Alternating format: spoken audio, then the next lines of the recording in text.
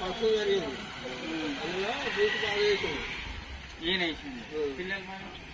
పిల్లలకి పాస్వరారు సాయగుంపు అక్కడ మొత్తం రోగాలు వచ్చి మొత్తం అందరూ హాస్పిటల్కే వచ్చి నైట్ అయితే చాలామంది ఖమ్మం వెళ్ళిపోయారు.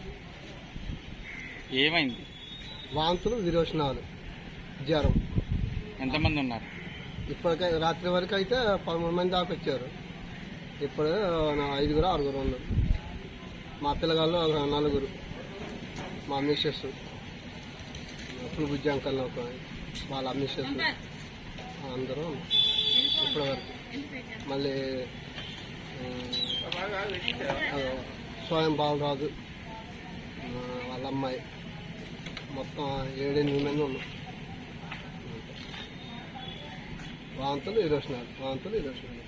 రఘునాథ్ అండి, నేను ఇక్కడ పాలంచ సిహెచ్సిలో వర్క్ చేస్తున్నాను. నిన్న నైట్ మన దగ్గరికి ఒక 9 మెంబర్స్ వాంతులు, విరోచనాలు కంప్లైంట్స్తో వచ్చారు. వాళ్ళందరూ వీక్గా కూడా ఉన్నారు. అందులో కొంతమంది చిన్నపిల్లలు కూడా ఉన్నారు. ఈరోజు ఎర్లీ మార్నింగ్ ఒక 50 years పెద్ద అతన్ని తీసుకొని వచ్చారు. ఆయన బాగా మరీ ఎక్కువ వాంతులు, విరోచనాలతో ఉన్నారు. డీహైడ్రేట్ అయిపోయి ఉన్నారు.